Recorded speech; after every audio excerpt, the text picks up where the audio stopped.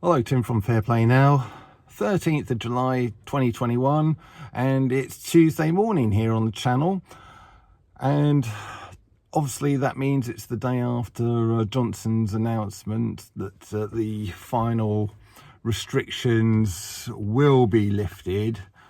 And it's funny though, isn't it? Because whereas everybody should be upbeat and jumping for joy and all that kind of thing, it's just the opposite. People are kind of pretty downbeat, and I think even the media are sort of trying to frame a downbeat sort of message, just saying, oh yeah, this is just a brief respite, a temporary thing, and then restrictions in some way, shape or form will be back before too long, certainly before or by the autumn. And yeah, that may or may not be the case. I'm sure we'll just have to wait and see, and time will tell, won't it? But I've got to say, I'm perhaps not particularly optimistic either. And it's just because people don't trust the government. And not that the government will ever watch this video, but if you are, we just don't trust you.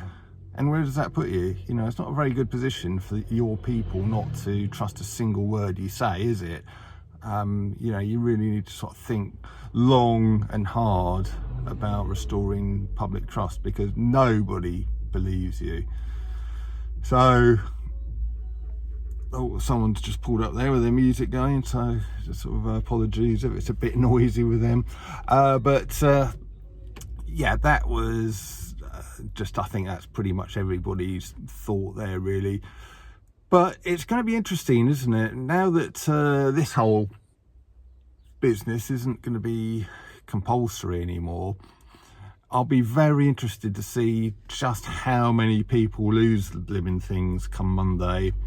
And I'm going to be on the sort of trains and underground and London Tube and all that quite a lot in the coming sort of days after Monday, and it's going to be really interesting to see who loses that and who keeps that going.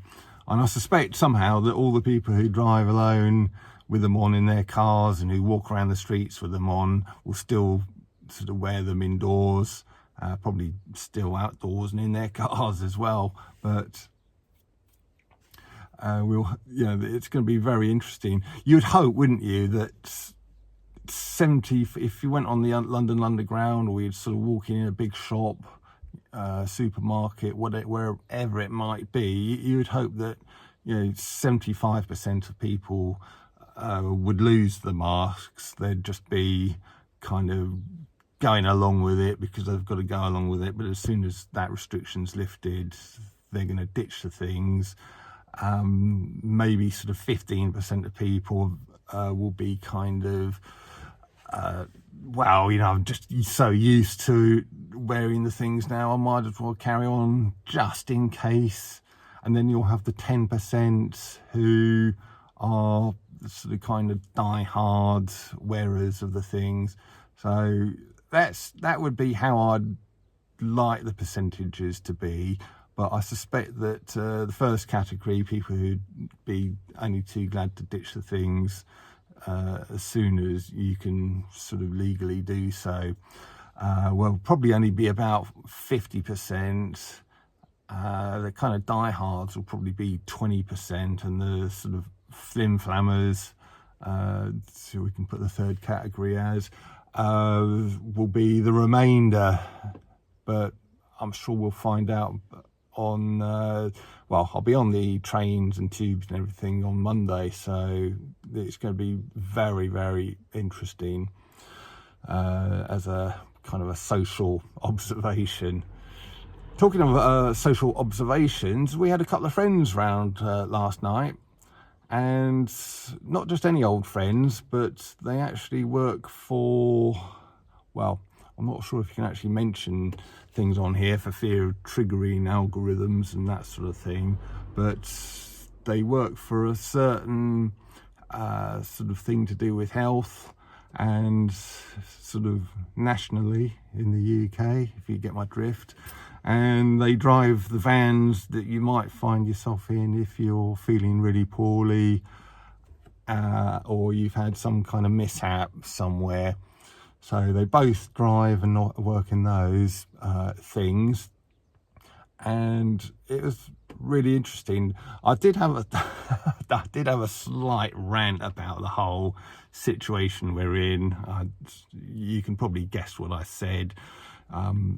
It was sort of what you'd probably say. You know, I just never understood the whole lurgy thing from day one, because unless you're sort of very poorly or elderly, you stand almost no chance of sort of having any serious mishap with it. So what on earth's the fuss all been about? And they didn't say a lot to that. They just kind of nodded their heads and just listened politely. But it's almost what they didn't say.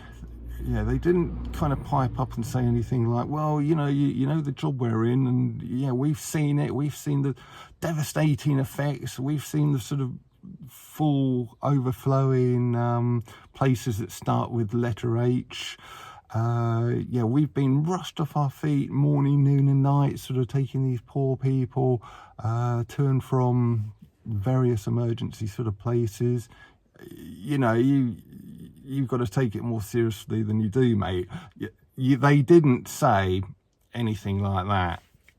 And so I'm going to take what they didn't say as speaking volumes. I might be out of turn in doing so, but I think actions speak louder than words sometimes. And we also got onto the conversation of a certain app which seems to be very popular with the powers that shouldn't be, and very unpopular with everybody else. And the kind of general consensus was really almost no one bothers with it. Both of those were saying, bearing in mind the job I've just told you that they do, both of them were saying they just pretend to do it and don't do it really. And then someone else piped up that yeah, their friend sort of only ever puts down a sort of a false name, and other people have sort of deleted it off their phones. Other people just don't bother with it. And it is almost like, well, my feeling, should I say, is that almost no one is bothering with it. And you can get a really good gauge when just ordinary people who you come across are all saying the same kind of thing, and that's kind of the vibe I'm getting, is that that thing is basically just a huge failure, and that no one is really taking it seriously anymore. And sort of rightly so, as far as I'm concerned. Just a few observations there. So I'll be back later with another video, I should think. Until then, Tim from Fair Play Now. Thanks for watching.